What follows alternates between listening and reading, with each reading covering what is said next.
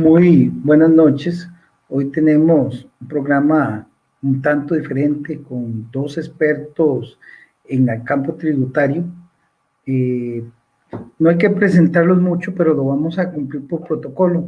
Uno es Adrián Torrealba, experto en Derecho Tributario, eh, graduado de la Universidad de Costa Rica y la Universidad Complutense de Madrid. Es una persona muy reconocida en este campo y es abogado del bufete Facio de Cañas. El otro invitado también igual de distinguido es José María Oriamuno, abogado de la Universidad de Costa Rica, con posgrados en la Universidad Latina de Ciencia y Tecnología, ULACIT, y una persona muy preparada también en este campo tributario.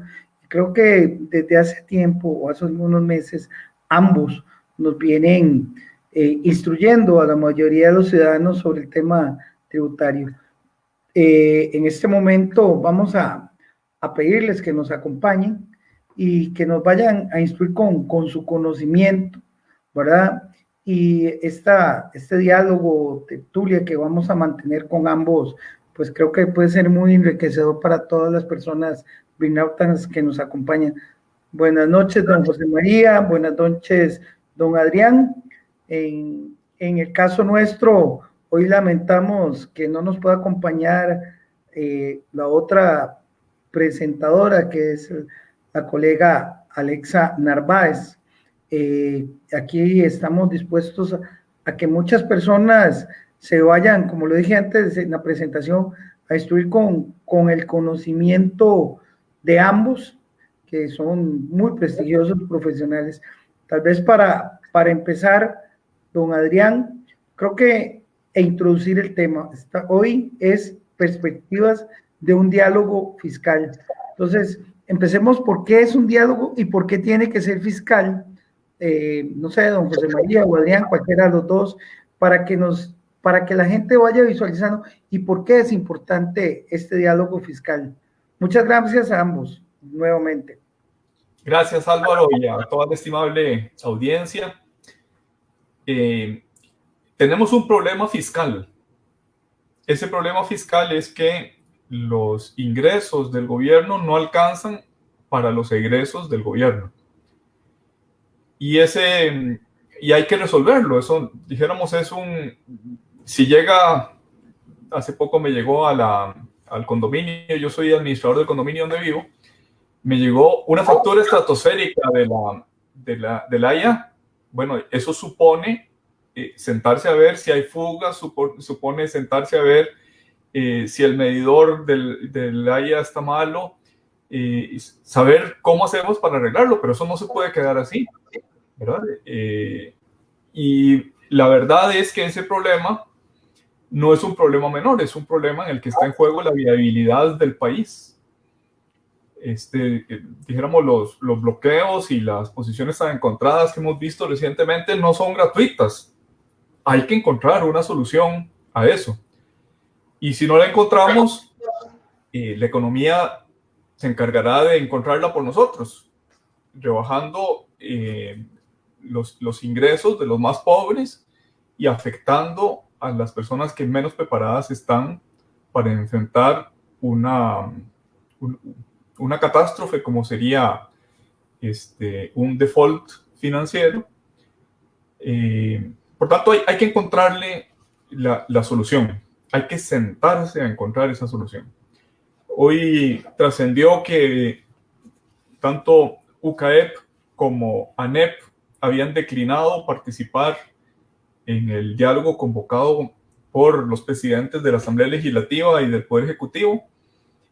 Y por tanto el Estado de la Nación dijo, pues no respondieron, no están todos los que fueron convocados y por tanto ya no hay diálogo nacional. Por lo menos ya no hay diálogo que había propuesto el Estado de la Nación o con las reglas que había propuesto el Estado de la Nación.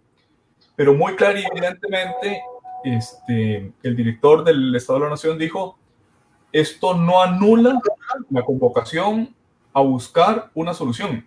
Hay que buscarla. Y esa solución nada más tiene que ser multisectorial. Todos los sectores tienen que aportar algo. Y esta última frase, todos los sectores tienen que aportar algo, me parece que puede ser malinterpretada. A mí, digamos, yo no me duele confesar que soy católico practicante, pero la verdad es que veo poco razonable que la Iglesia esté entre los convocados a participar en ese diálogo sectorial, porque la Iglesia no es un sector. Y con todo el aprecio digo lo mismo de la Iglesia evangélica. Y quizás habría que decir otro tanto de otros que están ahí, por ejemplo, el Foro de Mujeres. Lo correcto es que en los sectores, en cada uno de los sectores, haya representación de las mujeres, no que las mujeres estén representadas por aparte. Y dijéramos, dos de los que se cayeron de esa negociación o de ese diálogo intersectorial son dos de los más significativos. Los empleados públicos, por una parte, porque el ajuste en los gastos necesariamente tiene que tocar los salarios y a los empleados públicos, en el número y en la remuneración. Y por otra parte, el sector empresarial necesariamente también va a ser afectado. Tiene que haber alguna afectación. Entonces, sin esos dos actores claves, me parece a mí que era inviable el diálogo sectorial. Pero la convocatoria sigue siendo indispensable. No hay otra manera de resolver que dialogando. Y el que nos hayamos caído de ese diálogo, o que el diálogo convocado no haya ni siquiera empezado, no elimina el problema. El problema sigue estando ahí.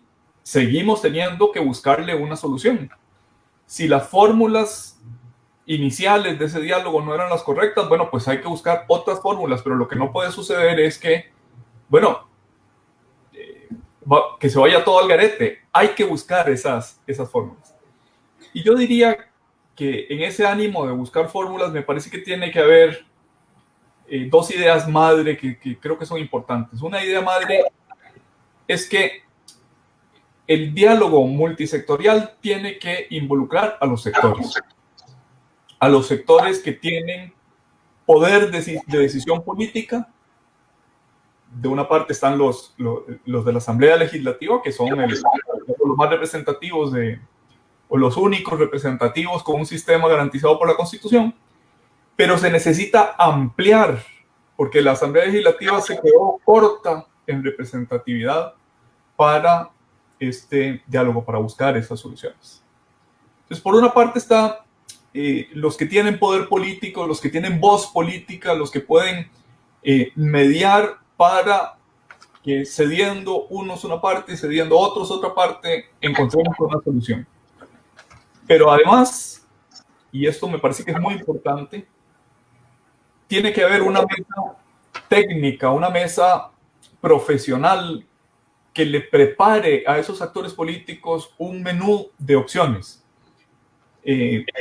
Porque los políticos se pueden equivocar. Y algo que un acuerdo que no sea técnicamente sostenible, pues es tan malo como no llegar al acuerdo. Desde ese punto de vista, uno de los actores que evidentemente falta en la convocatoria de los presidentes de los poderes legislativo y ejecutivo son los colegios profesionales, y en particular dentro de ellos los economistas, los abogados, los que pueden aportar una solución técnica. Dijéramos, está muy claro que lo que se necesita, la meta a conseguir, son 10 puntos del Producto Interno Bruto. Eso hay que conseguirlo de alguna manera. Y solo hay 3 maneras de conseguir 10 puntos del Producto Interno Bruto. Primera manera, cortar el gasto. Va a doler. Una cirugía bariátrica duele.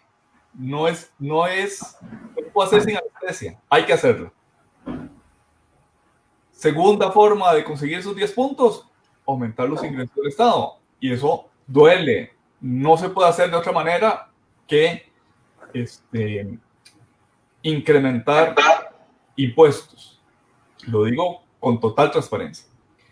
Y la tercera, y no menos importante, incluso podría decir que la tercera es condición de cualesquiera otros métodos, es aumentar el tamaño de la economía, el volumen de la economía.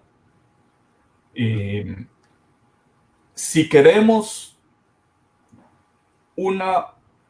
que la tajada que se lleva el Estado sirva para atender las obligaciones del Estado, esa tajada en una economía más grande es una tajada menos pesada. Y eso significa que las soluciones que se encuentren tienen que ser soluciones no solo económicamente viables, sino soluciones que no espanten la inversión extranjera, soluciones que no espanten a los actores económicos, soluciones que no sean temporales. Los impuestos temporales sirven temporalmente, pero pueden arruinar permanentemente a un país. Se necesita que la estructura de las medidas sea una estructura que sea sostenible en el mediano plazo. Y encontrar esos equilibrios entre recortar el gasto, aumentar los ingresos y no perjudicar la economía, sino incentivar la economía, esa es la tarea no fácil a la que debe ser acometida en ese diálogo sectorial, con el apoyo técnico al lado de alguien que nos diga, bueno, esto se podría hacer de esta manera.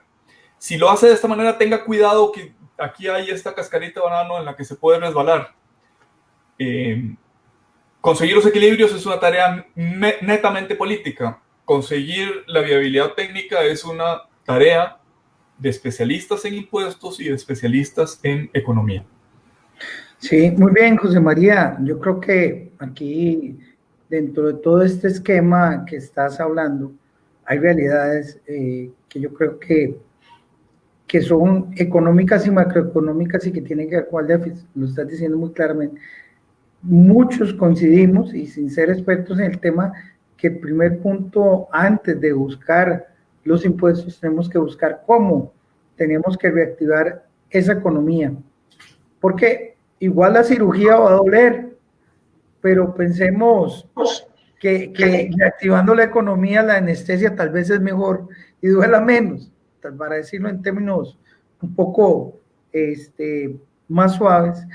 Y entonces yo creo que esa debería ser el principio de reactivar la economía un poco reactivándose, obviamente hasta la gente va a sentir un poquito menos de dolor, pues siempre va a doler, es algo, el problema fiscal es algo que hemos arrastrado ya casi una década, digamos, desde que no se hizo la cirugía, tal vez era una herida pequeñita y se fue haciendo una herida grande, en la primera había que ponerle, para decirlo simbólico, como este programa se llama El Derecho en sus manos, para explicarle a la gente, era una heridita pequeña que con una curita y un poquito de alcohol o agua oxigenada se podía curar, pero se fue haciendo tan grande que ya ocupa una suturación y puntadas y ya intervención médica. Entonces, yo creo que, Adrián, vos podemos explicar por qué el dejar actores, lo que estaba hablando ahora José María, pero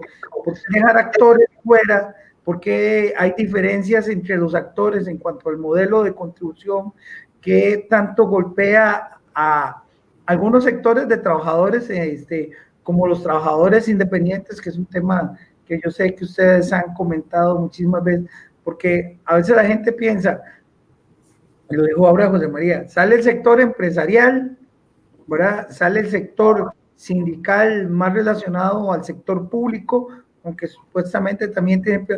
Entonces, ¿qué pasa con estos trabajadores independientes que muchos son o somos profesionales que quedamos en un limbo, ¿verdad? Entonces, para que vos expliques esas diferencias, Adrián, que existen y que perjudican a todo este sector, casi que con una tendencia que podría llegar a tender a desaparecerlos, ¿verdad? Sí, bueno, buenas noches, Álvaro, muchas gracias por la invitación. Mira, ahora que estabas mencionando, y también José María al final lo mencionaba, el tema de la reactivación económica. Es que en realidad el tema de la reactivación económica es también un punto esencial del problema y de la solución del problema. Porque, por ejemplo, si el objetivo que creo que se planteó bien en este intento, digamos, ahora ya de nuevo fallido, de un diálogo fiscal convocado por el gobierno, sin embargo, sí se planteó muy claramente. Lo que se trata es cómo cubrir 10 puntos porcentuales del PIB, uno para llegar a un a un superávit primario, es decir, lo que son los gastos antes de pagar intereses, deberían ser menos que los ingresos, es decir, tener ingresos mayores que los gastos que tenés que incurrir antes de pagar los intereses de tu endeudamiento. Eso lo se llama el superávit primario, y nosotros tenemos hoy día un déficit primario de 4 puntos del PIB. Entonces ahí te vas endeudando para pagar gasto, para pagar intereses, te endeudas para pagar intereses. Entonces ahí empieza un ciclo completamente vicioso, ¿verdad? Que es lo que de alguna forma se requiere detener para varias cosas, para que el gobierno no caiga en default, que significa para que la inflación no se vaya a números por encima de los 2, 3 dígitos, como ha pasado en algunos países, para que el tipo de cambio no se descontrole, para que este desempleo que está creciendo, se duplicó con lo de la pandemia, pues no siga creciendo, para que los índices de pobreza, que siempre nos quejamos de que no los bajamos nunca del 20, bueno, pero ¿qué tal si se nos tiran al 50, como pasó en la crisis de los años 80?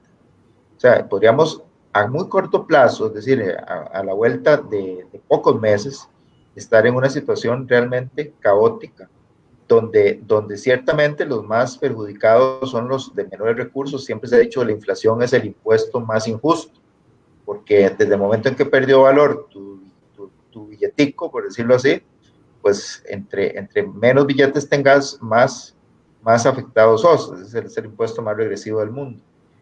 Esa situación, yo no sé si en general el pueblo costarricense hoy día todo lo tenemos claro. Me da la impresión a veces de que no. O hay gente que no le importa llegar a un escenario de ese tipo, como es una especie del avestruz que mete la cabeza en la tierra.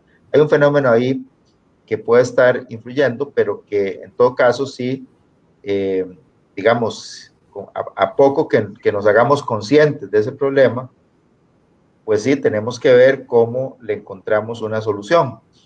Y decía que el tema de la reactivación económica es relevante porque, digamos, los indicadores que nos dan problemas y son los que tenemos que resolver, y es lo que, digamos, el Fondo Monetario, para pedirle el préstamo, darnos un sello de calidad que nos permita después obtener otros préstamos en condiciones adecuadas, es decir, a baja tasa de interés y a un plazo largo, y no al revés, que sea a plazos muy cortos, con tasas de interés prohibitivas.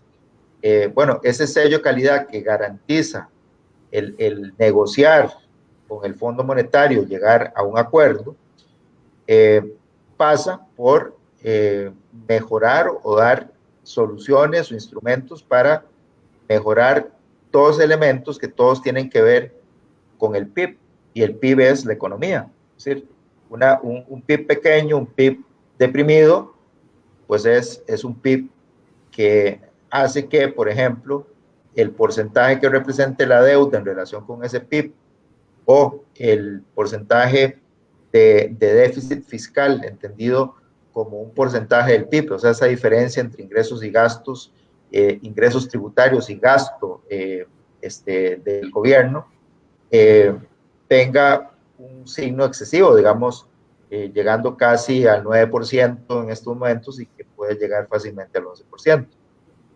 Evidentemente, parte de la solución tiene que incluir algunas medidas de reactivación económica para que en un plazo corto o mediano, al aumentar el PIB, entonces automáticamente esas variables se empiezan a mejorar. Entonces no podemos, por ejemplo, pensar en medidas tributarias que vengan a deprimir aún más el PIB. En otras palabras, tenemos que buscar, si hay que buscar medidas tributarias, tenemos que buscar aquellas que no tengan un efecto recesivo muy fuerte en la economía, que no impidan la reactivación.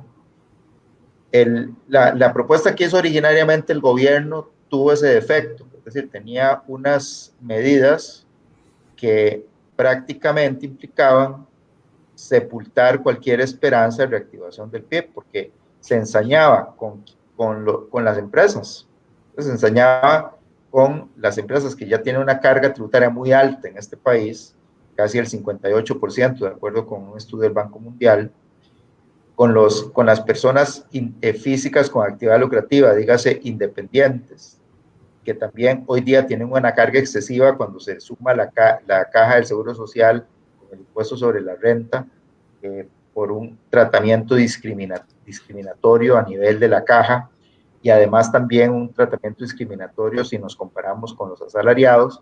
Esos sectores que son los que impulsan la economía, porque son los que generan actividad autónoma, son los que contratan, son los que generan empleo, si los tratas de una manera excesiva y abusiva, pues no vas a poder conciliar el objetivo de recaudar más ingresos con el de reactivar la economía para que ese PIB crezca y por lo tanto también abone para lograr cerrar esa brecha de déficit fiscal y de deuda. Entonces no podemos separar las dos cosas, y me dio la impresión que el gobierno lo separó, es decir, pareciera que no hubo un tratamiento integral de todo eso. José María, perdón, Adrián. Sí, no, porque esto tiene que ver con eso. Aquí, digamos, como decía, esto se llama derechos humanos. Vea que, digamos, la economía empieza por una ley elemental, oferta y demanda, y ahí es donde usted tiene que reactivar la economía. Si usted no tiene, digamos, si los índices de oferta exceden la demanda o a la inversa, hay desequilibrios que se vuelven muy, muy obvios en la economía. Por eso es que hay que reactivarla, que la gente tenga la capacidad para adquirir bienes, para adquirir servicios, ¿verdad? Pero ¿qué pasa? Y les pregunto porque va interrelacionado, ¿qué pasa con estas personas, Adrián, José María, que además el nivel de endeudamiento de la ciudadanía, principalmente del sector medio hacia arriba, es muy alto y los otros no tienen capacidad económica de consumo y todavía les dicen, ok, pongámosle más impuestos que podrían ser excesivos? Tal vez alguien diga, no, pasamos de un 25 a un 30, pero en un modelo productivo pasar de ese 25 a un 30, en el caso de renta, es un montón, ¿verdad? Entonces, tal vez si también ustedes lleguen a empatar este tema para que la gente vea el impacto que tiene, y por eso también, parafraseando el nombre del medio, sí, por eso ustedes pues tienen la charla por media calle, ¿verdad? Porque se siente desesperada. No sé si alguno de los dos nos pueda decir un poco en esa relación oferta, demanda, consumo y reactivación y el pago de impuestos si no hay plata para pagar los impuestos. Álvaro, nada más antes de que José María desarrolle este tema, nada más quisiera hacer una observación muy importante. La realidad tributaria de Costa Rica se caracteriza porque hay sectores que están sobregravados. En otras palabras, que la carga tributaria de esos sectores es excesiva. Y hay otros sectores que están infragravados. Es decir, digamos, hay una serie de tratamientos desiguales que si a mí me preguntaran, y lo dije desde las primeras ocasiones en que tuve ocasión de opinar públicamente sobre esta coyuntura, si a mí me ponen a decir, bueno, ¿cuál sería el principio para encontrar una solución a esa necesidad de un componente tributario en la solución de este menú para llegar a un acuerdo con el fondo y que además implica detener el crecimiento negativo de estos indicadores de deuda y déficit? Pues básicamente es un principio de equiparación. Hay que buscar quiénes están pagando menos para que entonces aporten un poco más. El problema es que si vos lo único que haces es ponerle más a los que pagan más, o sea, los que ya están pagando, los puedes llevar a un nivel de imposibilidad de poder cumplir con ese nivel de carga tributaria. Y ahí es donde está el problema. No es solo un tema de decir más o menos impuestos, es un tema de que más impuestos para los que ya de todas formas están pagando mucho, eso es donde está el problema. Pero podemos encontrar algunos espacios que quedan por ahí donde sí podemos hacer un esfuerzo, incluso los que ya están pagando, pero también los que no están pagando. Entonces, por ahí me parece que hay que enfocar hay que enfocar la solución del tema tributario. Bueno, y antes de pasar a José María, es muy importante lo que dice Adrián, y lo conoce porque también fue director general de la tributación directa. Eso, pues obviamente le hace tener un panorama muy claro en ese sentido. Sí, José María, por favor. Bueno, yo diría lo siguiente. Pues en realidad no puede haber medidas de estímulo ni a la oferta ni a la demanda, sino que lo que hay que permitir es que las fuerzas del mercado produzcan lo que esas fuerzas del mercado saben producir, que es riqueza. ¿Con esto qué quiero decir? Quiero decir lo siguiente: la población económicamente activa de este país es aproximadamente 1.600.000 personas. De ese 1.600.000 personas, o sea, somos 5 millones de habitantes, pero los que producen, o sea, si quitamos a los jubilados, a los niños, a los estudiantes, los que producen, los que sostienen todo el aparato productivo, son unos 1.600.000 personas. De ellos, poco más o menos 500.000, medio millón, son independientes. Ahí en los independientes están, pues, desde el que vende patí en el estadio, que no tiene patrono, que es su propio trabajo, el esfuerzo de sus manos, el que consigue allegar recursos para su familia, hasta los profesionales que ejercen liberalmente su profesión. Más o menos una cuarta parte, perdón, de esa población económicamente activa.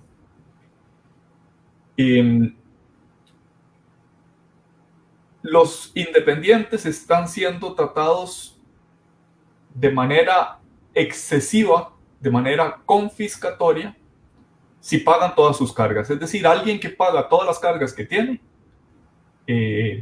termina aportando más a los entes públicos que lo que allega para su propia familia.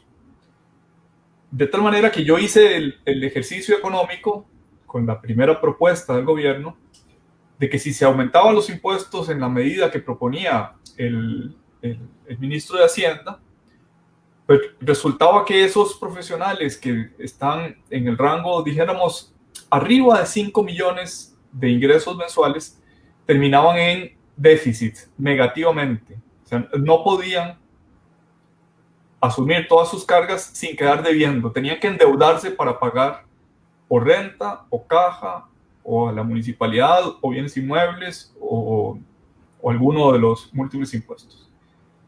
Y yo no soy matemático, le he enseñado esos números a algunos matemáticos, incluso a algunos de la Escuela de Matemáticas de la Universidad de Costa Rica, y me han dicho que sí, que están bien hechos esos cálculos. ¿Eso qué quiere decir? Que las leyes de la oferta y la demanda son leyes inflexibles. No admite un diseño que viole la economía. Y eso, que ya es así, ya son confiscatorias las cargas de los profesionales independientes y de los trabajadores independientes, ha hecho que más de la mitad de esos trabajadores independientes hayan huido del sector formal. El 40% era la estadística antes de la pandemia, habían salido del sector formal. ¿Esto qué quiere decir? Los informales no pagan IVA, no pagan renta, no pagan caja, son invisibles y no contribuyen al sostenimiento de las cargas públicas. Más de la mitad después de la pandemia. O sea, ya estaban a 2,5 puntos de cruzar el umbral de la mitad. Ahora, en el caso de los profesionales con título universitario, superan el 90%. Eso es gravísimo. Se supone que entre los independientes, los que tienen título universitario, deberían ser los que más aporten. Deberían ser los que por una especie de efecto de arrastre lleven a todo el sector independiente a contribuir. Y más bien están huyendo del sistema formal. Y dijéramos, si alguien quiere, dijéramos, comprar sus deudas, acercarse a la caja y decir, bueno, ¿cuánto debo? Bueno, le cae una deuda que es impagable. Es impagable anualmente y es impagable cuando además la pretende cobrarle 15 años retroactivamente. Eso es un problema que hay que resolver. No hay que agudizar. La propuesta no puede ser hacer más confiscatorio algo que ya es confiscatorio. La propuesta que se ponga, y por eso es importante que haya una mesa técnica que le explique a los políticos, mire, aquí no hay espacio para que haya más impuestos. En cambio aquí tal vez sí. Este otro impuesto es altamente perjudicial, pero le puede atenuar los efectos perjudiciales si toma estas o estas otras medidas. El diseño del tributo y el diseño de las exenciones y el diseño de las no sujeciones y el diseño de qué queremos lograr con esa propuesta tiene que ser no por políticos, tiene que ser por técnicos en economía y por técnicos en derecho. El derecho por media calle quiere decir o el derecho en sus manos de este programa Voces por Media Calle, quiere decir que esas estructuras deben elaborarse con la mayor eficiencia técnica para que produzcan eficiencia económica. Si no, nos estamos engañando unos a otros, estamos pateando la bola para un segundo tiempo que ya en el minuto 93 estamos a punto de perder por goleada. Si no logramos una propuesta que sea técnica y económicamente viable. Sí, José María, acabas de decir algo y voy a hacer la analogía futbolística porque calza. Estamos en el minuto 93, falta un minuto de reposición y vamos perdiendo 10-0, que es el próximo. Entonces, ve que la analogía futbolística que vos planteaste coincide con esta realidad. O sea, es preocupante. ¿Qué implica eso? Que los entrenadores, en este caso, tienen que ver qué hacen para empatar un partido que vamos perdiendo 10-0, minuto 93, y a ver... Y no podemos expulsar a nadie, ¿verdad? Si expulsa a los independientes, perdemos más. Sí, porque eso es lo que ha pasado. No sé, Adrián, probablemente este fenómeno de los independientes, yo creo que ustedes sí mantienen esa estadística un poco más vigente, se da a partir del ingreso de las leyes fiscales del 2018. No sé si coincide o si ya venía dándose desde antes. Sí, totalmente. O sea, más bien lo agravó. No, es que la ley del 2018 en realidad, bueno, introdujo el IVA, pero para mí eso no es el problema. El problema está en que desde siempre, primero, la ley de renta trata diferente, muy diferente a los asalariados y a los independientes. Su mínimo exento es de 3 millones al año, mientras que el mínimo exento de los asalariados es de 10 millones al año. A un independiente le aplican la tarifa del 25% a partir de 18 millones de renta neta anual, mientras que a un trabajador, y eso después del 2018, porque antes era peor, un asalariado no llegaba por encima del 15%, la tarifa máxima era el 15%. Entonces, con la reforma del 2018, el asalariado empieza también a pagar el 25%, pero a partir de 51 millones de colones al año. Entonces, Álvaro, si vos comparás 51 millones con 18 millones, sí, es abismal la diferencia. Entonces, si a eso le agregas algo que no tiene que ver con el 2018, sino que tiene que ver con el cambio de política y de interpretación de todo que hizo la Caja del Seguro Social a partir de cierto momento, eran unos 4 o 5 años, donde dijo, en lugar de cobrar con un monto por categoría, que no digamos una especie de monto objetivo donde te facturaba mes a mes de acuerdo con tu experiencia en profesional o otros criterios, decidió utilizar las propias declaraciones de renta de los independientes. Entonces, a ese 25% que aplica desde muy temprano en renta, le agregó un 18% de caja, cuando a los asalariados solo pagan el 10%. Entonces, mientras los asalariados por muchos años han pagado el 15 más el 10, que llega a un 25, los independientes han pagado 25 más 18, que llega casi al 40%. Entonces ahí es donde vos tenés el problema de sobreimposición. Es un problema de sobreimposición. Cuando vos tenés un problema de sobreimposición, se dan datos como los que citaba José María.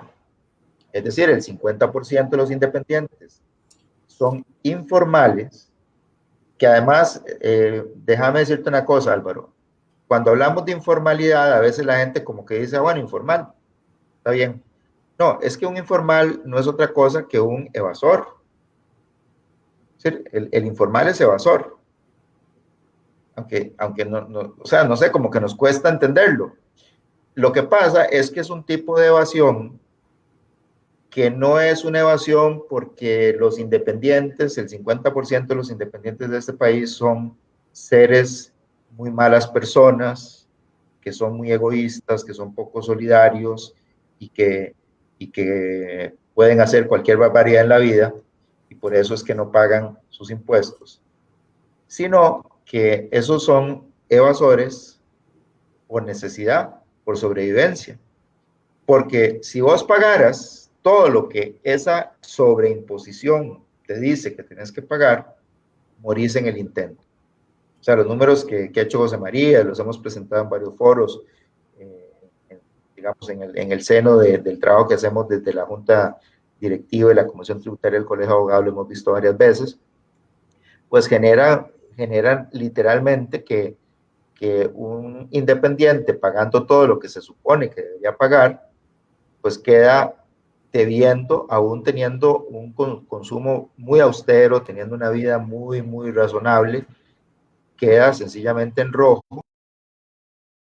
endeudarse más, pagar la tarjeta de crédito a fin de mes o lo que sea, porque generando una bola de nieve ahí, digamos, con todo lo que implica el endeudamiento excesivo con tarjetas de crédito. Entonces, cuando vos tenés un problema de esos, hay una paradoja, y eso está estudiado desde el punto de vista de la economía, esa es la famosa curva de Laffer. Si vos querés en una situación así aumentar la recaudación, que es un objetivo que tenemos para resolver esta crisis, aumentar la recaudación, ¿qué es lo que tenés que hacer? Más bien rebajar esa carga impositiva, racionalizarla. En ese contexto, cuando en lugar de aumentar las tarifas, que es lo que propuso el gobierno, más bien sentás al gobierno con la caja y le vean, muchachos, tenemos que producirle a los independientes una carga tributaria que puedan llevar. No la que nosotros nos da la gana a vos por tu lado y yo por mi lado. No, no, no. Una que sea razonable. Razonabilidad, proporcionalidad, los principios fundamentales en toda la jurisprudencia de la Sala Constitucional, y todos los abogados lo manejamos muy bien. Bueno, ok, la caja con el gobierno tiene que sentarse y decir, racionalicemos la carga tributaria de estos señores independientes. ¿Para qué? Bueno, para que entonces podamos iniciar una campaña con los colegios profesionales, por ejemplo, apoyando, para que ese 90% de informales en un plazo corto, no sé, lleguemos al 50, 40, 30, que queden 30% de informales rápidamente, convocándolos a la formalidad. ¿Se aumenta la recaudación ahí o no? O sea que esa sería una medida fundamental para aumentar la recaudación. Y que, por ejemplo, en una mesa de diálogo debería ser uno de los temas que se propongan y se discutan junto con otros, que ahora si tenemos chance podemos un poco profundizar en otras medidas, pero tal vez digamos, y tomando un poquito el título de este programa, yo creo que el tema de darle solución en un contexto democrático a este problema, que efectivamente pasa por dialogar. Yo creo que en realidad, por ejemplo, cuando a mí me dicen, vean, ¿por qué la UCAEP ahora me ponía en un chat un colega, me decía, mira, vos sabes por qué el UCAEP no quiere entrar en el diálogo. Y después también, ahora José María mencionaba que la ANEP tampoco quiso entrar en el diálogo. Sin embargo, creo que las razones por las cuales la ANEP y la UCAEP no entran en el diálogo tienen alguna diferencia. Yo creo que tenemos que captarla. Porque ANEP lo que dice es que ellos no participan en el diálogo porque en el diálogo no se está dándole relevancia al movimiento que está haciendo bloqueos en las calles. Un movimiento que por su propia declaración dice, yo no quiero dialogar, yo quiero o imponer lo que yo digo, pusieron un decálogo, un duodecálogo de cosas, 12 puntos, y si no se cumplen, yo sigo aquí bloqueando y generando violencia y todas esas salidas que no son costarricenses. Pueden ser latinoamericanas, hay muchos países latinoamericanos que históricamente han seguido ese tipo de salidas, pero no es hasta el momento la salida que ha encontrado Costa Rica, al menos después del 48, a ese tipo a los conflictos, a los problemas sociales. La UCAEP me parece que trae a colación otro argumento y tiene que ver con uno de los ingredientes que está faltando para buscarle una solución a este problema, y es el liderazgo político. Liderazgo político involucra varias cosas. Una de ellas es, por ejemplo, la confianza. Sí, la confianza en alguien que me está liderando. O sea, si yo le reconozco a alguien liderazgo, es porque confío que me está llevando a buen puerto. Y creo que ahí tenemos una crisis. Porque, por ejemplo, cuando el UCAEP dice, o antes lo escuché, por ejemplo, en la Cámara de Industrias, en el prediálogo que había hecho el gobierno antes de salir con su propuesta. Entonces, ustedes recuerdan, es que no podemos olvidarlo. El gobierno en determinado momento puso un correo para que todo el mundo pusiera ideas. Imagínense ustedes convocar así para allá. Al primero que se le ocurre una idea, que la manden en un buzón, que me imagino que se convirtió en una cosa monstruosa. Sí, no es spam. Se llenó de spam, ¿verdad? Y después de eso, hicieron una convocatoria, que yo estaba en una reunión de la Cámara de Industrias donde veíamos la convocatoria y decías, pero, y además, la única cámara que está invitada era la Cámara de Industrias, entonces como eso, dijo un amigo y colega hace muchos años, decía, eso es como ir a defender digamos, ir a hablar contra el racismo a una reunión del Ku Klux Klan. ¿Para qué voy a ir? O sea, si yo voy a ir, me invita, mire, Adrián, vaya usted, que es antirracista, vaya usted a hablar contra el racismo en una reunión del Ku Klux Klan. No tiene sentido, porque lo único que voy a ir a hacer es que después los del Ku Klux Klan digan, vean, es que esto que acaban de declarar, de que el racismo es lo máximo, lo hicimos con participación abierta de gente que no comulga con eso, y sin embargo al final ya privó la mayoría y tal, toda la cosa. Bueno, un poco lo que está pasando es eso, es decir, yo creo que hay un resquemor, hay un sesgo de que el gobierno, lo que está planteando el gobierno, esas convocatorias que hace el gobierno, están sesgadas.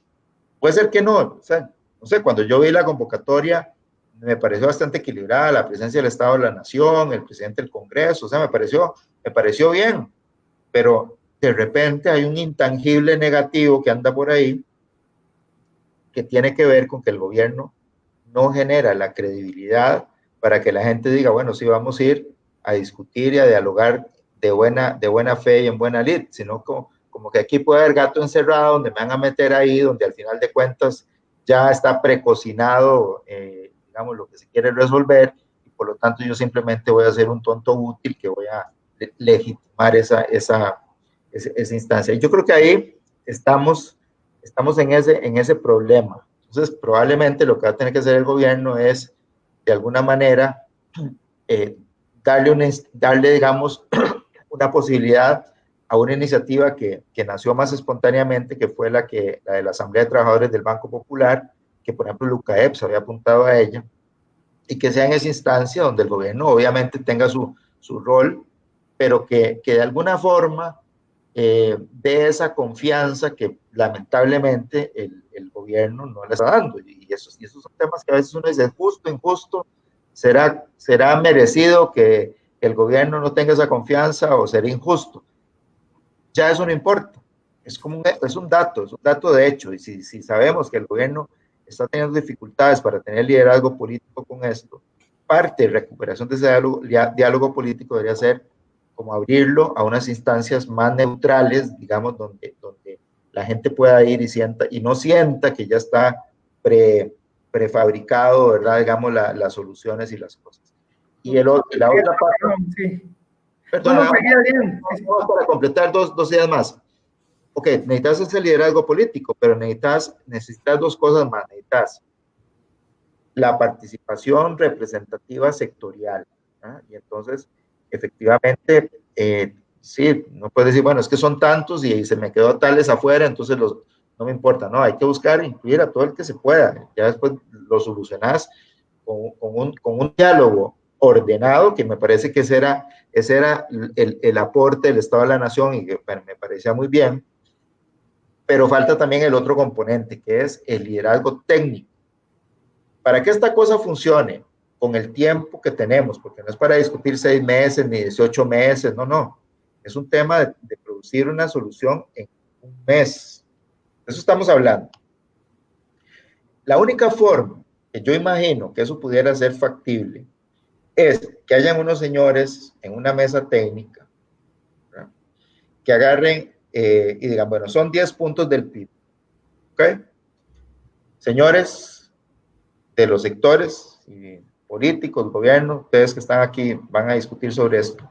Les vamos a servir un menú con 4 platos para que ustedes escojan.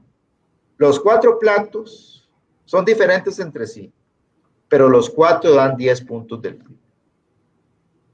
¿Ok? Escojan ustedes. Y si alguien dice, bueno, pero podemos agarrar del postre de este con la entrada del otro y hacemos un quinto plato, está bien, eso se permite.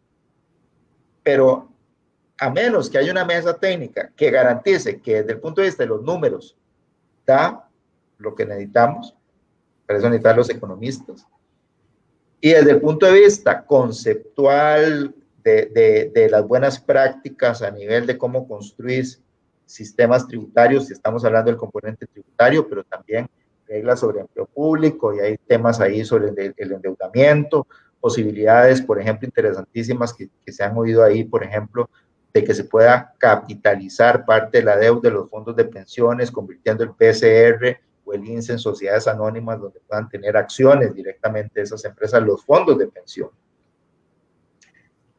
Y medidas de reactivación como es, a veces bajar la carga para que se recaude más, curva de Laffer, y otras opciones de reactivación que se pueden discutir ahí. Entonces, me parece que con ese menú, esa combinación, liderazgo político, liderazgo técnico, representatividad, es lo que ojalá que le encontremos, ¿sí?, en cuestión de horas, de días, una solución para poder avanzar, porque si no la cosa se va a descontrolar, y esto sería lo más terrible para todos los costarricenses. No, aquí, bueno, primero, generalmente lo hacemos un poco antes, pero hoy ha sido un poco difícil porque ha sido muy intenso el tema y así tiene que ser. Le mandamos un saludo a todos los binautas que nos ven, que nos escuchan por esta plataforma y que se han interesado de sobremanera en el tema. José María, porque bueno, ya nos quedan pocos minutos, ¿verdad? Pero hay cosas que ya la sociedad tiene que ver qué hacen. Yo creo que así como la década de los 80 la llamaron la semana, la década perdida, hoy podemos decir que esta semana que está pasando a este rompimiento que se da, digamos, de diálogo antes de que se inicie, podemos llamarlo la semana perdida de las 52 que tiene el año, por lo menos en términos económicos y financieros respecto al gobierno. Nos queda más o menos unos 2-3 minutos para cada uno, yo ahí les informaré, pero José María, hay que hacer una reforma. Hay que hacer una reforma fiscal que tiene que venir del Poder Ejecutivo, que tiene que pasar al nivel legislativo, pero que además tiene que ser bien vista por la población en general. Para hacer eso, y aquí lo voy a decir porque no se ha planteado, no servirá hacer otro parche legislativo, o mejor decir, reformamos, refundimos y aquí está lo nuevo, o le pegamos el parche legislativamente hablando a lo que pueda salir de todo este diálogo, José María. Bueno, esa es una de las críticas que se hacía a la ley 9635 de fortalecimiento de las finanzas públicas, que no era una reforma integral. Y sin embargo, yo creo que esa ley 9635, mal que bien, ha funcionado bastante bien en IVA, bastante bien en las modificaciones que se hicieron a las rentas pasivas. Pues hay elementos que se podrían mejorar, etc. Yo honestamente no veo mal el tema de los parches. Es un tema finalmente de viabilidad política. Si hacer una reforma integral no es viable políticamente, vamos a los parches. Es un tema de viabilidad política. Y la viabilidad política quiere decir enfrentar cosas que hay gente que no las quiere enfrentar. Por ejemplo, endeudarnos o no con el Fondo Monetario Internacional. Pues la verdad es que el Fondo Monetario Internacional no alcanza. Necesitamos, las necesidades de crédito del gobierno son unas 20 veces lo que se está negociando con el Fondo Monetario Internacional. El Fondo Monetario Internacional sirve para darnos credibilidad, para que esos otros 20 montos adicionales no nos coman las tasas de interés, no vayamos a caer en agiotistas. Entonces, el Fondo Monetario Internacional, digamos que no se desvive si nosotros no nos ponemos de acuerdo. Si nos ponemos de acuerdo, nos da el préstamo. Si no nos ponemos de acuerdo o nos ponemos de acuerdo en cosas que al fondo no le convenzan, no nos lo va a dar. No es una imposición, somos nosotros los que tenemos que ordenar la casa para hacerla atractiva al Fondo Monetario Internacional o al Banco Mundial o a la institución a la que queramos ir. Este diálogo no puede ser demonizar al Fondo Monetario Internacional. El Fondo Monetario Internacional no es el malo de esta película, lo malo somos nosotros. Lo malo somos nosotros que desordenamos la casa en la última década o en los últimos 50 años, no lo sé. Ok. Adriano, que se quedan también más o menos unos 2-3 minutos ya como para que vayamos haciendo la parte conclusiva, ¿verdad? Entonces, para ver qué opinas, digamos, y yo sé que la conclusión usualmente los dos la hacen muy interrelacionada, entonces, para ver qué nos podrías decir lo que tenemos que esperar los costarricenses de todo este proceso.